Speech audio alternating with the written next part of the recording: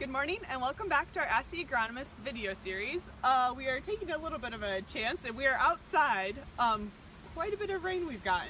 Yeah, a lot of rain. The wind's keeping the mosquitoes at bay, I think, right now. Thankfully, but, yeah. We've had a lot of rain over the last couple days here. It just kind of sat in the northern part of the state. I know southern Minnesota, the southern half of Minnesota, South Dakota, we're all getting a lot of rain. Yeah. Unfortunately, we're seeing the ponds come back up now. Right.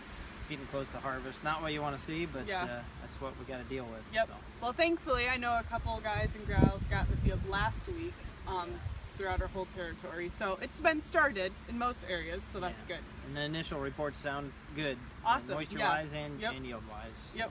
All right. Well, today we are going to be talking about tips in the field for soybean harvest. Yeah, so soybean harvest is something we don't talk about a lot, and it's one of those things you tend to see a lot of loss, and it usually comes at the combine. Okay. Something that we can do our best to avoid, but we got to be really in tune to where it's coming from. So the first thing I'd say is typically you see most of the loss right at the header. So we're kind of talking about the combine, switching gears, maybe agronomically talking more about the combine, but usually most of the loss comes from the header. Around 80% of your loss in soybeans comes from the header, and there's different kind of headers. I'm not going to get into that and so forth, but usually you see the most at the header with shatter loss. So letting the soybeans get too dry, obviously we want to be selling soybeans around 13%, or else we're getting docked one way or the other. Right. But if you're letting them get really dry, you could potentially lose. If you're letting them dry down to 8-9%, you could be losing up to 5.5% of your yield. And that's just water weight. So that's what you could be selling to the elevator just with water. So on 65 bushel crop, that's over 3.5 bushel. Yeah. So 3.5 bushel, even at 7.5, or a little under 7.5, we're at now, depending on your basis, it's still $25 an acre. So it's something you want to keep in mind. And there's things you can kind of mitigate that a little bit. Maybe try to harvest a little bit more earlier in the day or later in the day. That early afternoon when it's hottest is going to cause more shatter. If they're already dry, let them absorb some moisture overnight. Try to get in there. A lot of guys want to get them when they're really, cut really well. But that, that doesn't always work for the pods. You don't want the pods shattering at the header. So that's the first thing. Getting them when they're in that 13%. If you can start 13 to 14%, that's ideal. That's the sweet spot for them. That's really the sweet spot. Okay, yeah. so what about in the combine? Yeah, so you can also have losses in the combine, which would include, cracked beans. So as a seed company, we don't like to see our growers having damage to the seed in the combine, and those things typically, slowing the rotor down. Most guys have rotor machines nowadays. So slowing that down, most of a rotor machine works based on crop action is what they call it. So, you don't, the concave can be open a little wider, and you can slow it down. Really, you should try to slow it down as slow as you can get it to thresh those. When you have greener pods, or greener stems, a lot of times guys have to speed it up, to get it through there. But remember, don't speed it up too much and get them going too fast. The other thing I'd say back on the header too is, really important is reel speed. A lot of times guys get too excited about speeding up their reel speed. Your reel speed should be about just a little bit faster, about 1.2 times as fast as your ground speed. So it should be going a little bit faster, just enough to lay the beans as the cutter bar cuts them back onto the auger, or if you have a draper header or something like that, just lay them back in there. So because if you have it going really fast, obviously it's going to grab those top and just shatter the pods as it's going too fast. It should be just enough to lay them back in. Now, if you have beans that are down, as we keep getting these heavy rains, it's unfortunately pushing the beans down more and more. So if the beans are lodged more than normal, a lot of times you will have to speed up that reel to get them to pick up and lift into the header. The other thing is height of the header, where we see a lot of loss. Now, if you're in 30-inch rows, just based on how soybeans grow in competition, in a 30-inch row, the pods are going to be lower on the stem. And studies have shown that if you cut around 6.5 inches, you're losing about 10-12% of your overall yield. You don't think about it, you just see a couple pods down there, but that's more than you realize. So, maybe put a little more down pressure down. Sometimes those, the flex headers float a little better too. But just get out and look and see how many pods are being left at the ground level. So that's the other thing, taking those counts.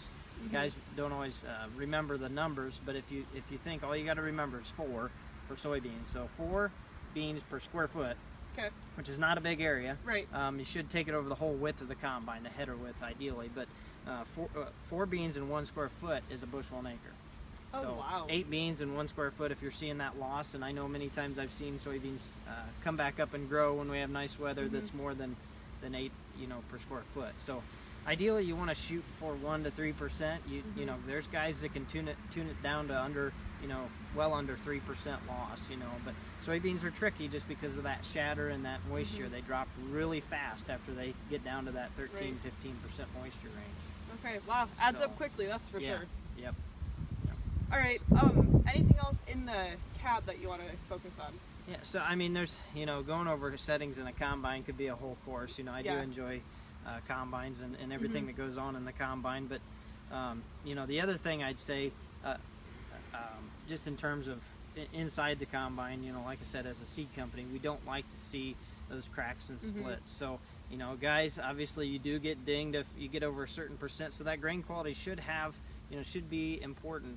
Right. When you're looking at it in the grain tank, you should be looking for all those things, and trying to see if there's green beans or something, all those things should come into play, or if you're seeing stuff come out the back. I mean, when you analyze yield loss on the ground around a combine, you should kind of separate it, do what they call a dry, just stop the combine. I know that's not fun to do, but see if the loss is coming from the header or if it's coming out the back.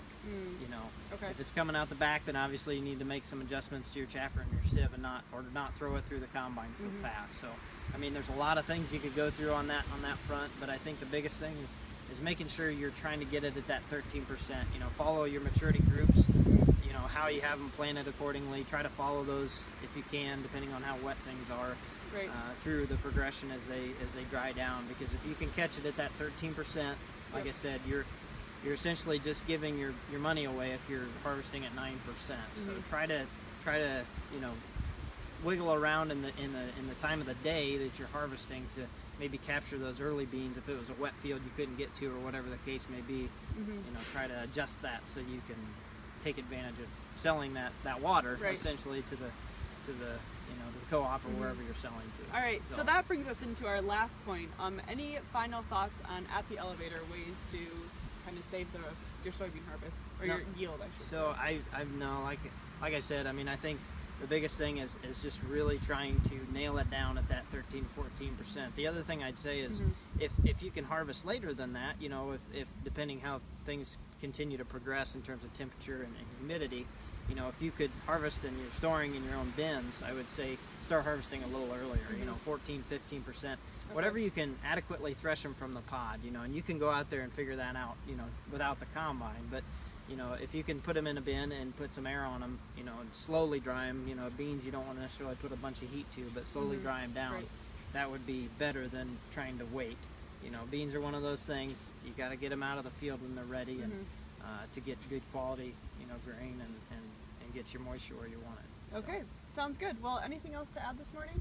No, I just hope that maybe things dry up a little bit, that we can see some drier weather in the forecast. All right, I'll say it stayed dried for us, so yeah, we got lucky. Thank you for joining us today, Phil, and thank you to our listeners for tuning in. Have a good day.